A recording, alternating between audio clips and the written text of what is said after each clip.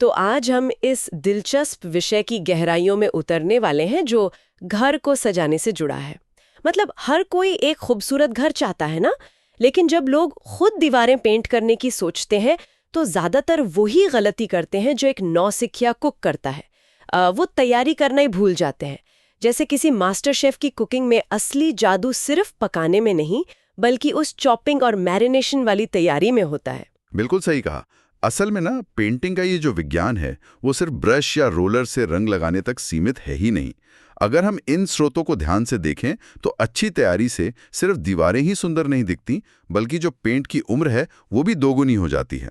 सारा खेल उसी 50% समय का है जो शुरुआत में सतह को तैयार करने में लगाया जाता है, जैसे धूल और ग्रीस हटाना। हाँ, वो तैयारी की बात तो समझ आती है, लेकिन एक सवाल जो हमेशा दिमाग में आता है और आज हम इसी पर चर्चा भी कर रहे हैं कि क्या ये प्राइमर लगाना वाकई जरूरी है।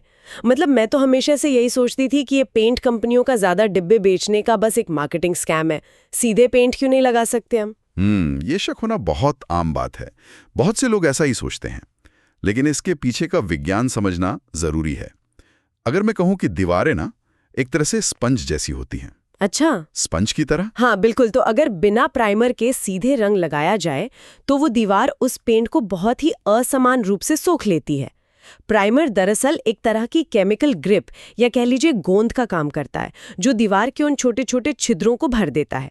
इससे ना सिर्फ पेंट कम लगता है, बल्कि जो फिनिश आती है वो बिल्कुल एक जैसी आती है। अरे वाह! तो मतलब ये पेंट बचाने और फिनिश सुधारने का असली तरीका है।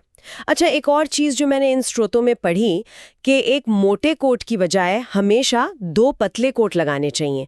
ये तो थोड़ा ज्यादा मेहनत बढ़ाने वाला काम नहीं हो गया? मेहनत तो जरूर है, लेकिन देखिए इसके पीछे सीधी सी फिजिक्स काम करती है।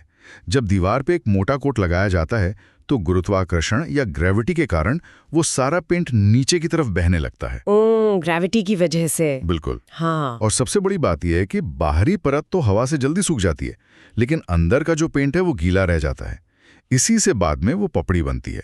तो 2 पतले कोट लगाने से पेंट बहुत ही समान रूप से सूखता है और दीवार पर अच्छे से चिपकता है। अब समझ आया मुझे। और शायद इसीलिए किनारों पर वो मास्किंग टेप लगाना भी जरूरी बताया गया है। बिल्कुल सही, क्योंकि देखिए इंसानी आंख बहुत चालाक होती है। वो कमरे के कोनों में किसी भी टेढ़ी मेढ़ी लाइन को तुरंत पकड़ लेती है। मास्किंग टेप लगाने से वो एकदम सीधी और शार्प लाइन मिलती है, जो कमरे को एक परफेक्ट और प्रोफेशनल लुक देती है। सही बात है। यानी अगर इन वैज्ञानिक पहलुओं को नजरअंदाज किया जाए तो नतीजा भयानक हो सकता है। मतलब बिना तकनीक समझे काम शुरू करना तो ऐसा है जैसे अपने ही कमरे में कोई धमाका कर देना। अरे धमाके से याद आया, स्रोत में ठीक ऐसा ही एक वाकया मुंबई का बताया गया है। वहां एक व्यक्ति ने बिना किसी तैयारी के पहली बार अपना बेडरूम पेंट करने की सोची। उसने बस सीधे रोलर को पेंट में डुबोया और पूरी ताकत से आड़े तिरछे तरीके से दीवार पर चला दिया। ओहो, फिर क्या हुआ? रोलर को इस तरह जोर से चलाने से पेंट हर तरफ छिटक गया।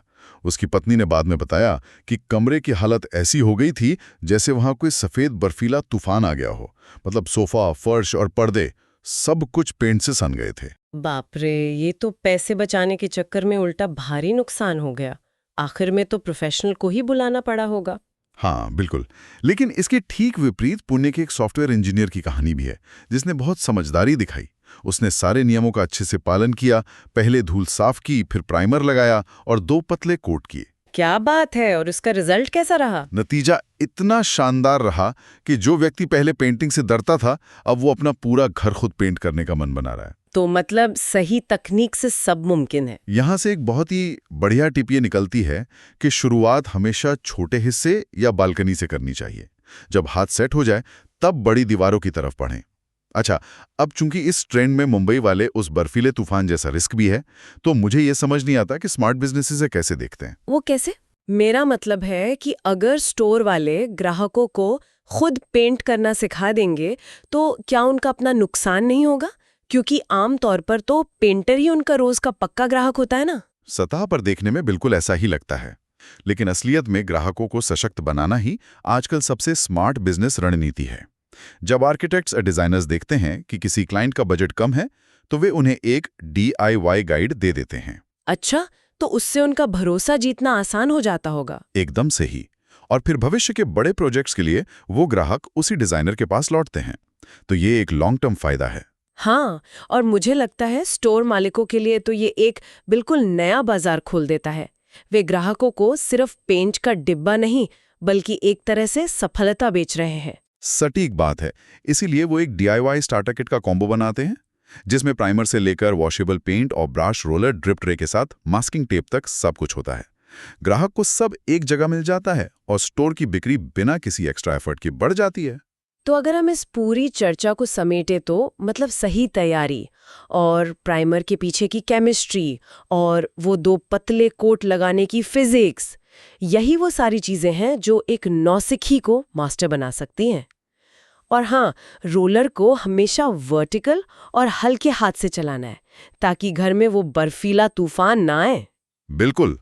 और शुरुआत हमेशा अच्छी क्वालिटी के टूल से करनी चाहिए, क्योंकि वही मेहनत को सही आकार देते हैं। जाने से पहले एक बहुत ही दिलचस्प विचार पर गौर करते हैं।